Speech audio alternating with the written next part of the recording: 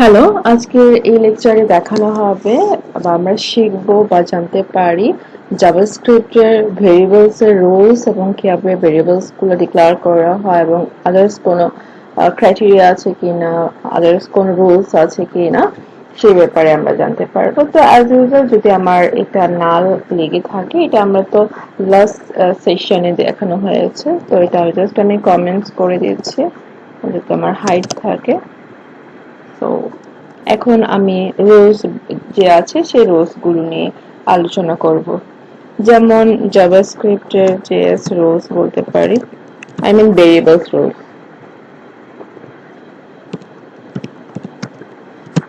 তো ভেরিয়েবল রোজ গুলা কি? ভেরিয়েবল রোজ এর মধ্যে প্রথম যে জিনিসটা সেটা হচ্ছে JavaScript variables names are case sensitive.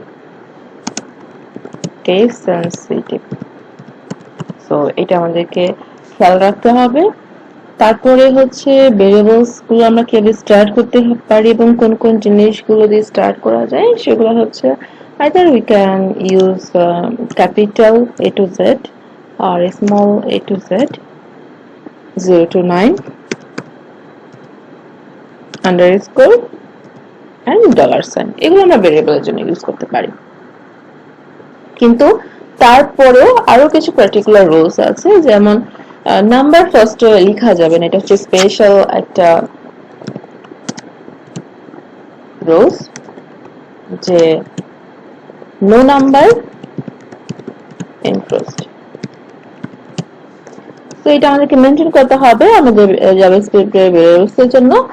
এরপরে হচ্ছে অবশ্যই মিনিংফুল হতে হবে, যে ভেরিয়েবলটা নিচ্ছি সেটা যাতে মিনিংফুল হয়, ওইটার সাথে রিলেটেড নাই অন্য হাবিজাবি অনেক কিছুই হয় যাবে আমরা অনেক সময় লিখে ফেলি।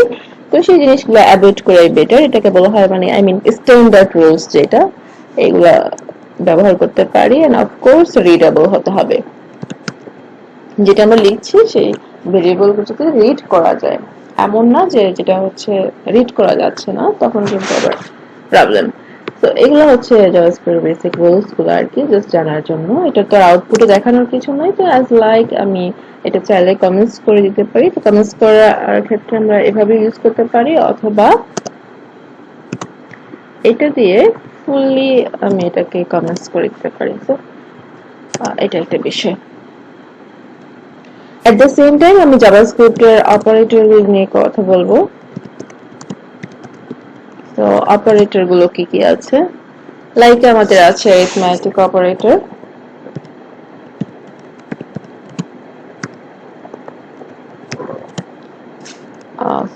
Operator arithmetic operator. তো আছে আমাদের এটার মধ্যে বাইনারি অপারেটর। তো সেই বাইনারি অপারেটরে অ্যাকচুয়ালি কি কি জিনিসগুলো আছে সেটা আমি বলছি, জাস্ট আমরা ইন্ট্রোডিউস হচ্ছে। প্লাস মাইনাস এগুলো তো আমরা অলরেডি জানি, তারপরে নতুন করে একটু রিভাইজ করছি আর কি।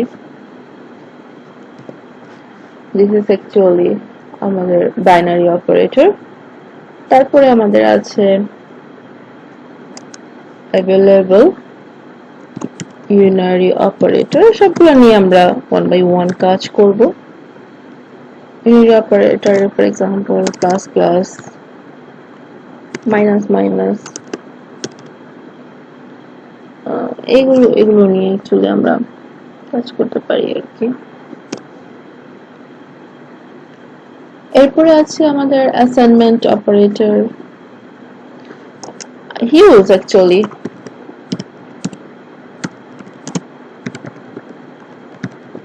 সো অ্যাসাইনমেন্ট অপারেটরে মেইনলি কি কাজ করা হয় বা কোন জিনিসগুলো আছে, কাজগুলো আমরা পরে দেখব।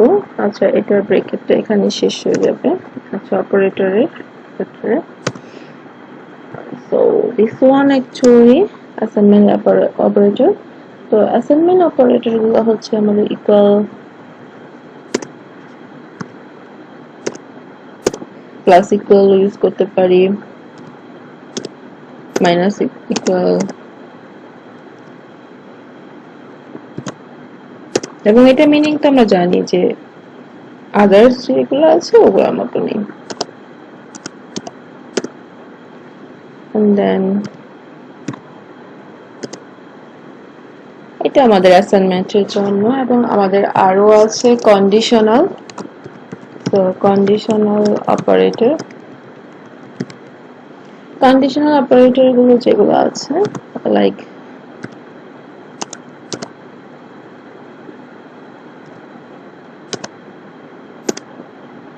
less than, greater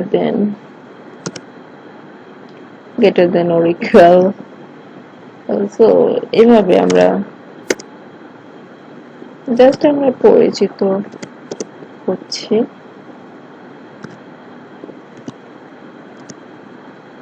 not equal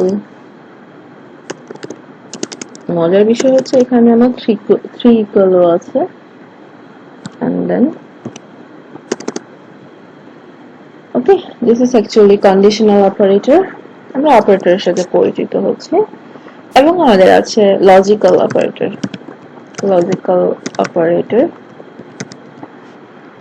তো লজিক্যাল অপারেটরে কি কি আছে লজিক্যাল অপারেটরে আছে আমাদের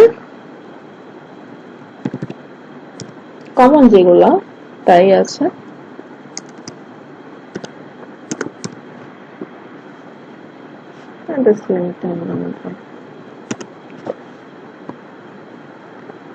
এরকম আছে আর কি জাস্ট এটা ইনফরমেশনের জন্য ইউজ করা হয়েছে আমি চাইলে এটাকেও কমেন্টস করে রাখতে পারি জাস্ট জেনে রাখলাম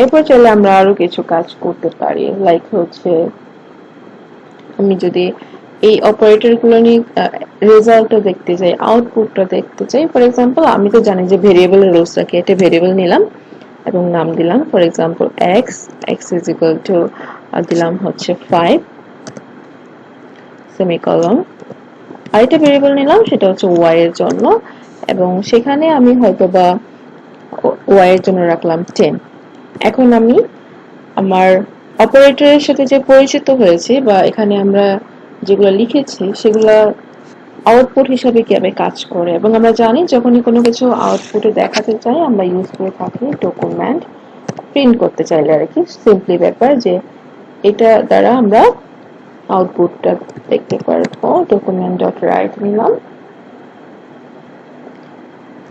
এখন এখানে হচ্ছে আমার কাজটা হবে যেমন আমি চাচ্ছি প্রথমটা ইউজ করার ক্ষেত্রে বাইনারি অপারেটরে প্লাস নিয়ে কাজ করব দ্যাট মিন্স হচ্ছে x plus y তো আমি x plus y দিলাম as usual আমার এই লাইনটা শেষ করছি এখন এই মুহূর্তে আমি যদি আমার ব্রাউজারে যাই দেখতে পাই যে কিছু আছে কিনা yes 15 আমার রেজাল্টটা কিন্তু দেখাচ্ছে 5 plus 10 15 এটা আমার রেজাল্টটা দেখাচ্ছে at the same time আমরা সেম ওয়েতে এটার জন্য যদি মাইনাসটা করি তাহলে কি হয়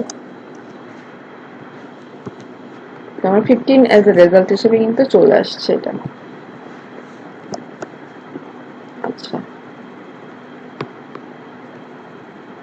তো এখানে আমার মাইনাসটা এই যে একই সাথে চলে আসতেছে আমি তো এক লাইনে চাচ্ছি না আমি তো চাচ্ছি মাল্টিপল লাইনে রাইট তো তখন আমি কি করতে পারি তখন আমি হচ্ছে একটা ব্রেক ইউজ করতে পারি যেটা নতুন একটা নিউ একটা লাইন যাতে ক্রিয়েট হয় তো আইদার আমরা এখানেও দিতে পারি অথবা নিউ লাইনে এভাবেও লিখতে পারি ফর এক্সাম্পল document.write আমি ইউজ করছি আমার ব্রেক যে ট্যাগটা আছে ওই ব্রেক ট্যাগটা ইউজ করছি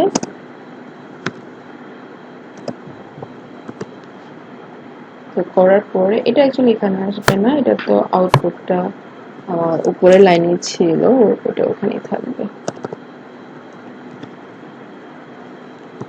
তো এখন যখন আমি ব্রাউজারে যাচ্ছি আই গেস যে আমার এই -5 যেটা আসছে এজ আ রেজাল্ট সেটা নিচে চলে যাবে ইয়েস নিচে চলে গিয়েছে -5 হিসাবে চলে আসছে আর তো এইভাবে আমরা কাজগুলো করতে পারি just this one we can copy and paste so এখানে আমার রেজাল্টটা আসছে হচ্ছে -5 আমি জাস্ট আউটপুটটা দেখাই দিচ্ছি তারপরে হচ্ছে আমি এখানে ইউজ করতে পারি অন্য কিছু লাইক x এক্সপোনেন্ট y।